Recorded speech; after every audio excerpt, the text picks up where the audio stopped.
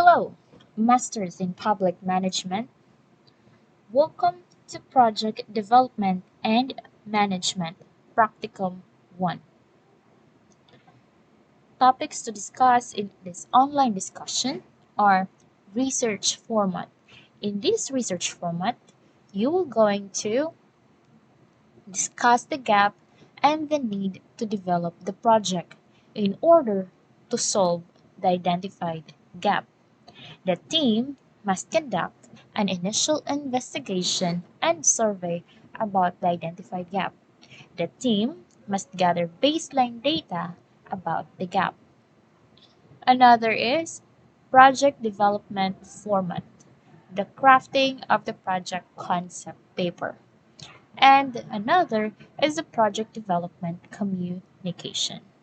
Sample letters to send to inform the organization, agency, and beneficiaries directly involved. So are you ready? Now let's dive in.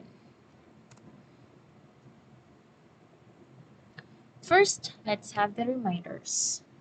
Listen carefully and attentively. For your attendance, type in your complete name in the comment box or below the video, plus the preliminary title of your proposed project, and make a screenshot. Make sure to save it. Make sure to have your attention in the discussion because there will be questions that you need to answer. Questions can be in the beginning, middle, or end of the discussion. After typing and casting your answers in the comment box, make sure to have a screenshot. All screenshots will be attached to our Google Classroom as your proof of attending and watching the online discussion. From doing so, the time and the date will appear and I can monitor. Attach it in the label Meeting 002 Project Development, Initiation, and Planning in our Google Classroom. If you have queries, just send a message in our group community in the Microsoft Teams. Now, after listening to this online discussion, your group may start crafting the document. The first document to do is the research format, wherein you have to discuss the gap and the need to develop the project to solve the gap. The team must conduct an initial investigation and survey about the identified gap. The team must gather baseline data about the gap. So, how to do the research? How to identify the gap? And to identify if there is a need to develop the project. So, here is the research format. The first step you need to do. First, make sure to follow the formatting standard. Here, if you could see, it's 1.5 from the margin, 1.5 inch margin, and then the title of your study. So the preliminary title you have in your mind.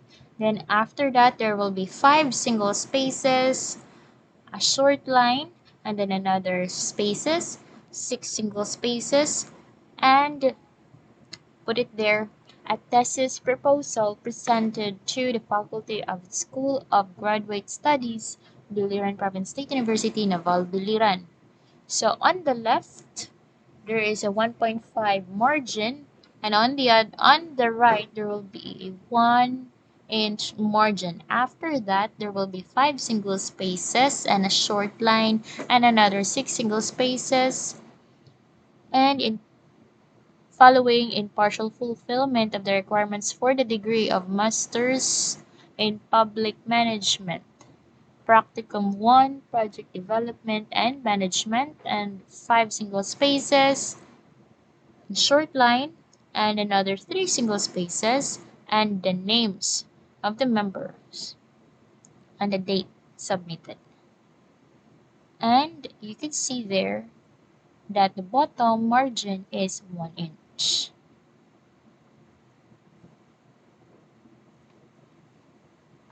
Okay.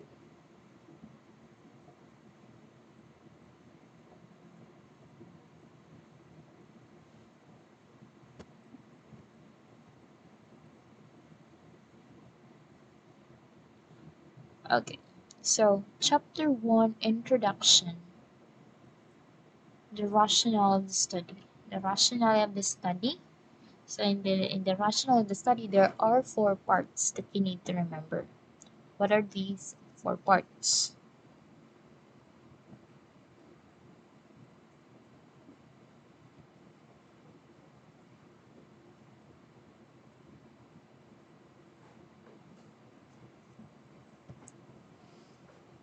In chapter 1, introduction, it is divided into 4 parts.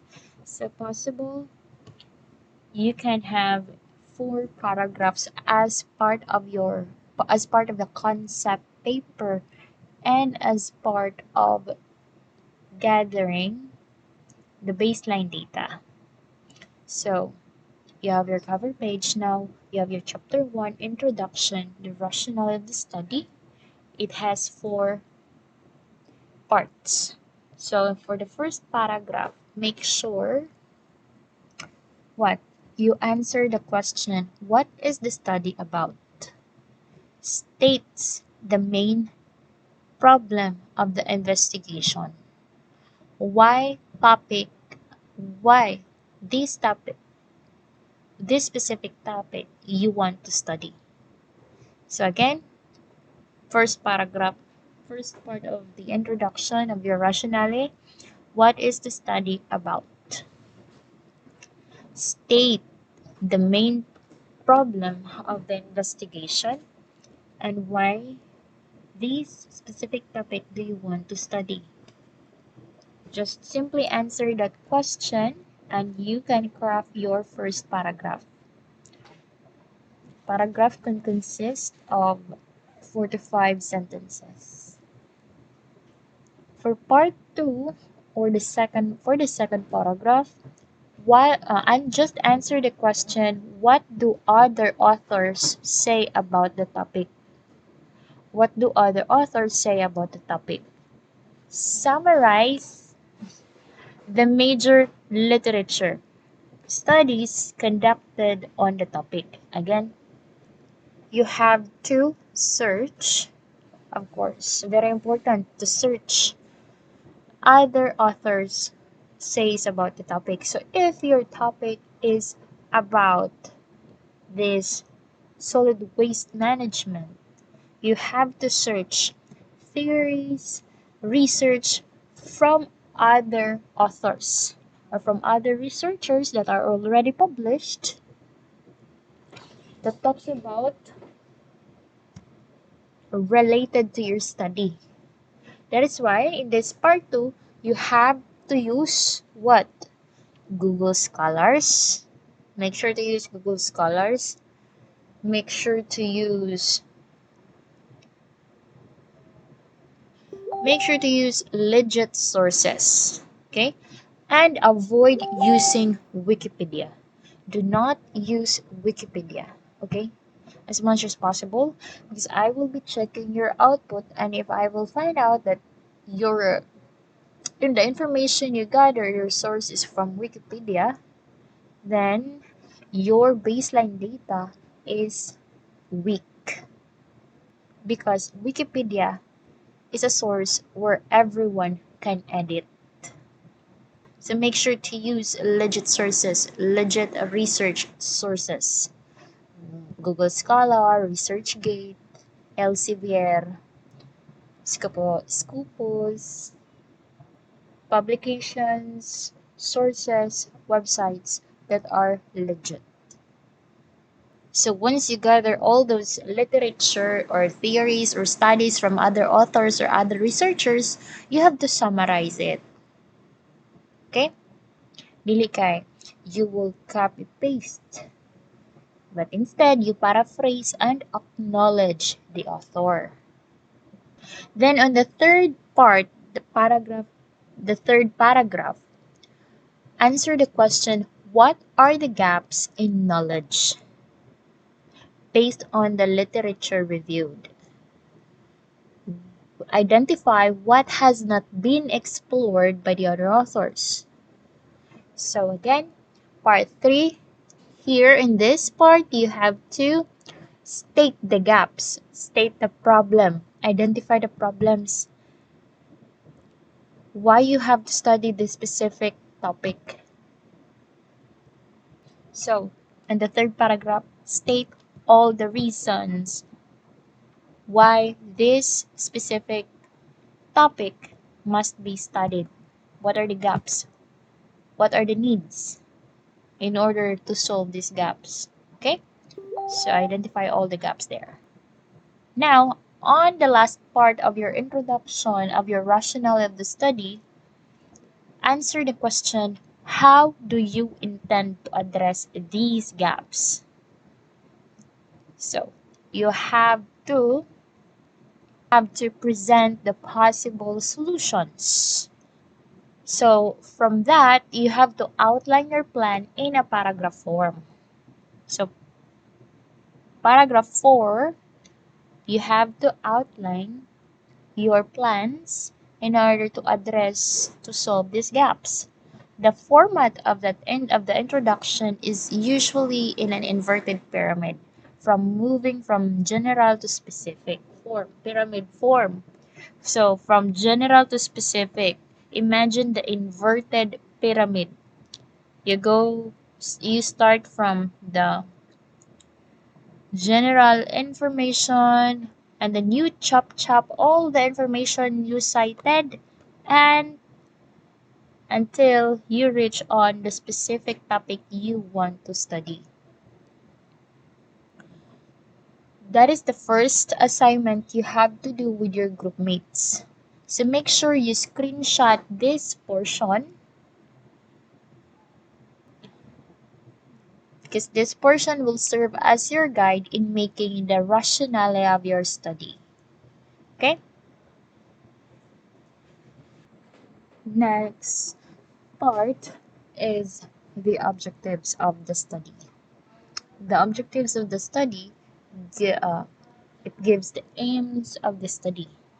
So the characteristics of good study objectives are it must be specific. Do not forget is specific, measurable, achievable, reliable, and time bound. Smart. Phrase this in a declarative sentence style rather than in a form of a question. Again, declarative sentence style rather than in a form of a question. Give the general aim in a paragraph form and the specific aims in a number format. Make sure to screenshot this part as your guide. In addition to the objectives of the study, so the main problem is the general objective. The general objective or the primary objective encompasses two critical pieces of information. Investigation's primary purpose, which clarifies intent, and the study and context, which defines the problem's dimension. Then after the general objective are your specific objectives. You have to itemize the specific objectives of the study or the sub-problems. Okay, here is an example of objectives of the study. This study aims to investigate going green, influencing factors, preferences, challenges, and its implementation in Navalbiliran. Specifically, it sought to attain the following objectives. Determine the factors influencing the SMEs towards the use of green marketing. Identify the consumer's perception towards the use of green marketing. And they wanted to assess the challenges of the LGU, SMEs, and consumers in the implementation of green marketing. And they were going to develop a sustainable green marketing framework. Okay. So you can see The main objective is in a paragraph form. The specific objectives are itemized. So that is an example. And the sentences are in the declarative form, not in a question format. And the third part is the theoretical and conceptual framework. So since your study will be social science research, you will have this theoretical and conceptual framework. So these are the framework of the studies. The framework of the study, first you have the theoretical framework. It describes the theory that serves as a guide to the study. In the context of your chosen problem, what theory will best explain it? Mention the tenets of the chosen theory, then relate it to the context of your study. Example. So in this study, what we had read about their objectives. Their objectives is about going green. So the this study is anchored to the theory of planned behavior of Eisen, because the theory of Eisen states about the green product purchase behavior. Remember, in the theoretical framework, the variables you mention in your objectives, or the tenets you have mentioned in your objectives, must be discussed in the theoretical framework. So make sure to look for a specific theory that supports your study, and then relate it to the context of your study. Okay? So your study should anchor to a specific theory para dili maguba ang iyong concept.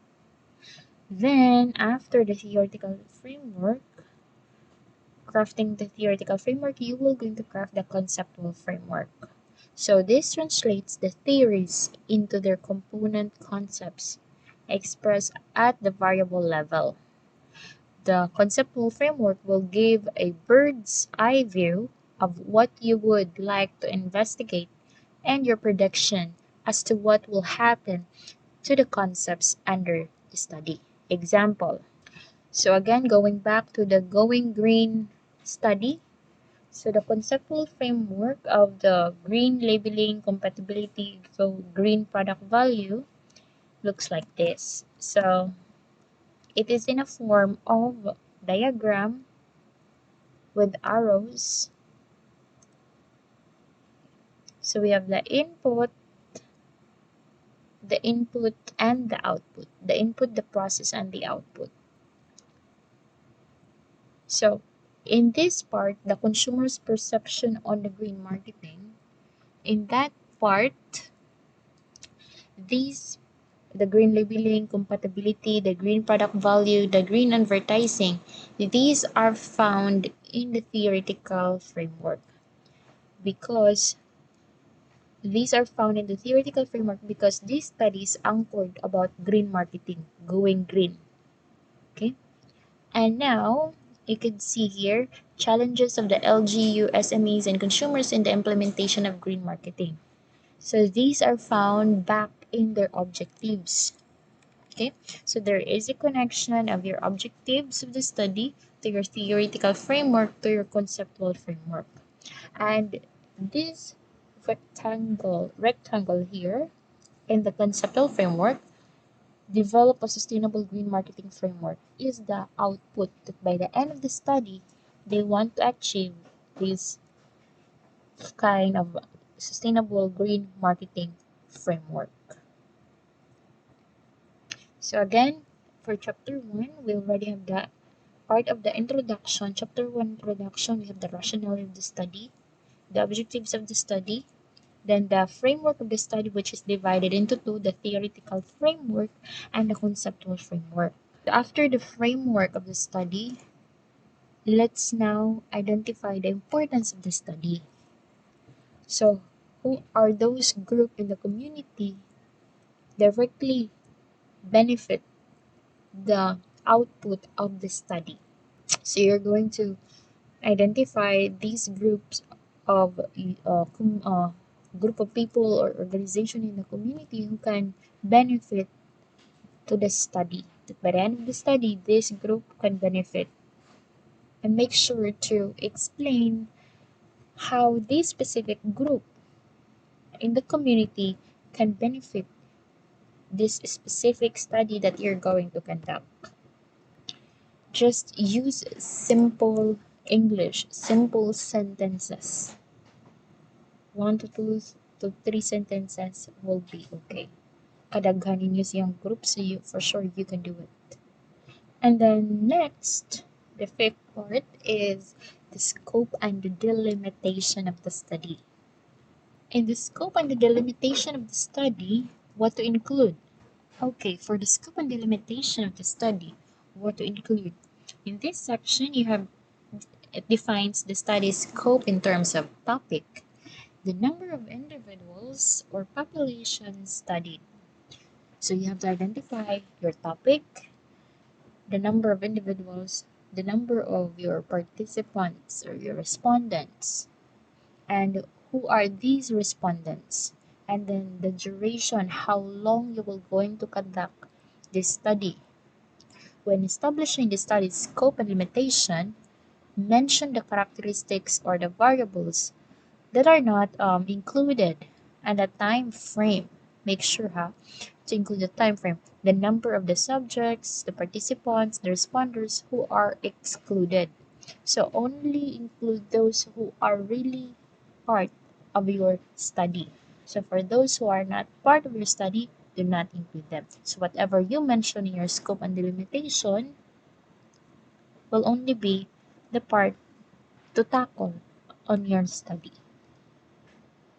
Also, in this part, you can discuss the parameters, like answering the following questions. What? What sub the investigations, subject and variables? The where, of course. Where you wanna conduct the study, the location of the study. And then when, the period covered of the study. Is it 65 days, 3 months, or the whole year? And then who are the subject of the study? Okay, make sure to have a screenshot of this part because this will serve as your guide.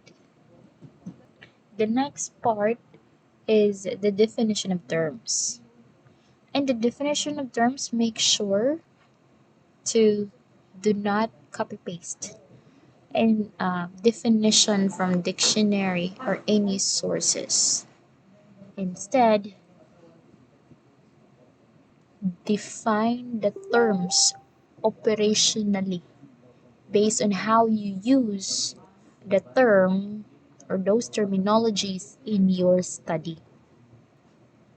Like for example, if I'm gonna use the word guapa in my study, but for me, the word guapa in my study is considered maot.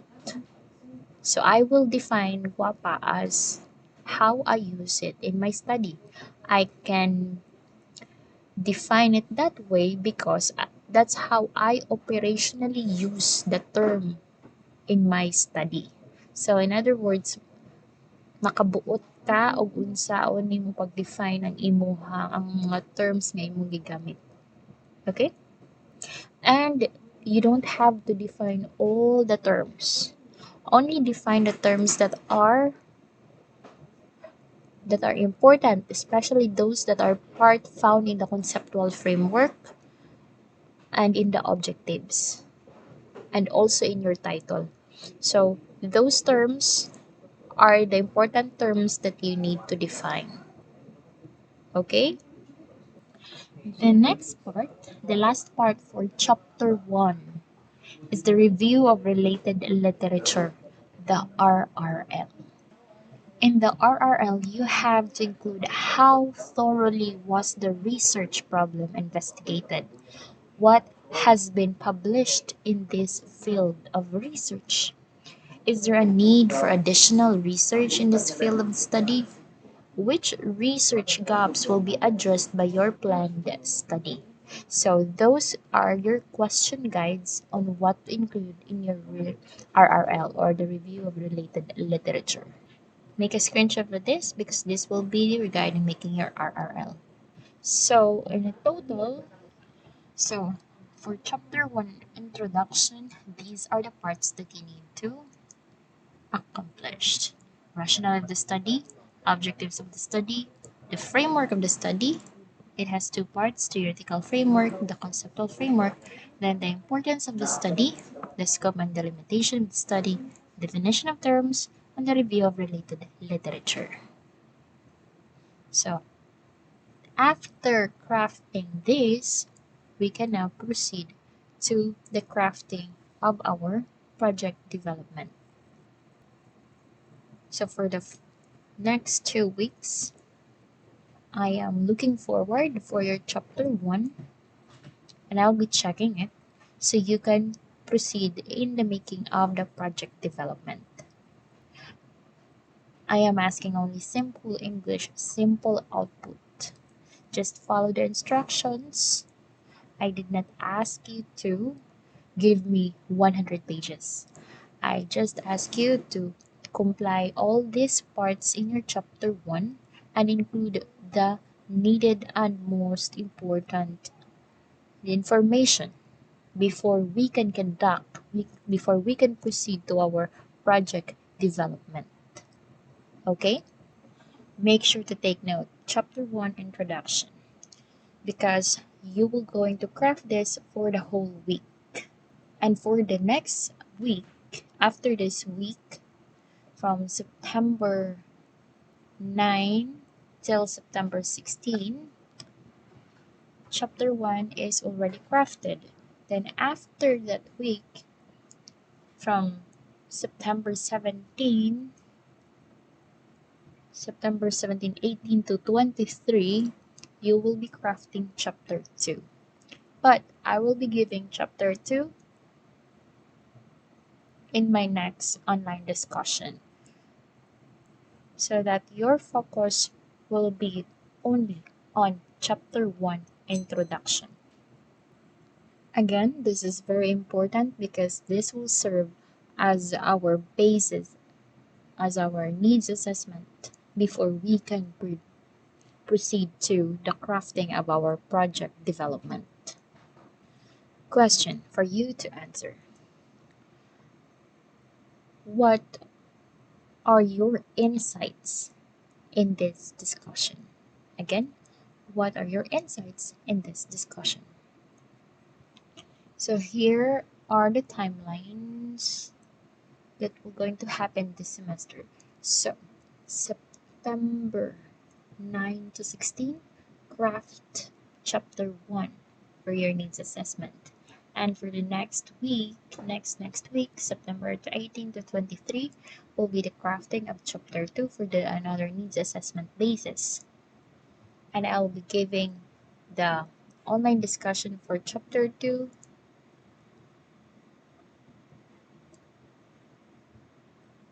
this weekend. And another for September 25 to October 6 will be the crafting of the project concept paper. And after that, I'll be collecting all your documents. So from October 7 to 8, I'll be checking documents. And on October 9 to 13, once everything is well presented, it will October 19 to 13 will be the printing of the documents and the signing for approval. And starting October 14 onward will be the project execution. And November. So for November 2023 will be the monitoring and evaluation, and on December 16 will be the finals. Okay, so take note of this timeline for the project development activities. And before we move to the next slide, here is another question for you to answer. Why conducting needs assessment or preliminary investigation important before proceeding to the crafting of the project development? Again, why needs assessment is very important before proceeding to the crafting of the project development. Just give me 1 to 2 sentences. Simple answer will be accepted. So, before I let you go, before I end this online discussion, here's a food for thought. No project is completed until its objective has been achieved. Every project has challenges, and every project has its rewards. I hope you have learned something in this online discussion. Make sure the reminders are noted, and if somehow you're not able to follow the discussion, review the discussion. Just review the video because the link is available in our Microsoft Teams community chat box. You can revisit again the video if you want to review the video to fully understand the discussion. So again, I hope you have learned something from this online discussion. And I would like to thank you all for your efforts. Your effort is very much appreciated. Thank you so much, Masters in Public Management. And I am hoping for a better output. Thank you. God bless everyone.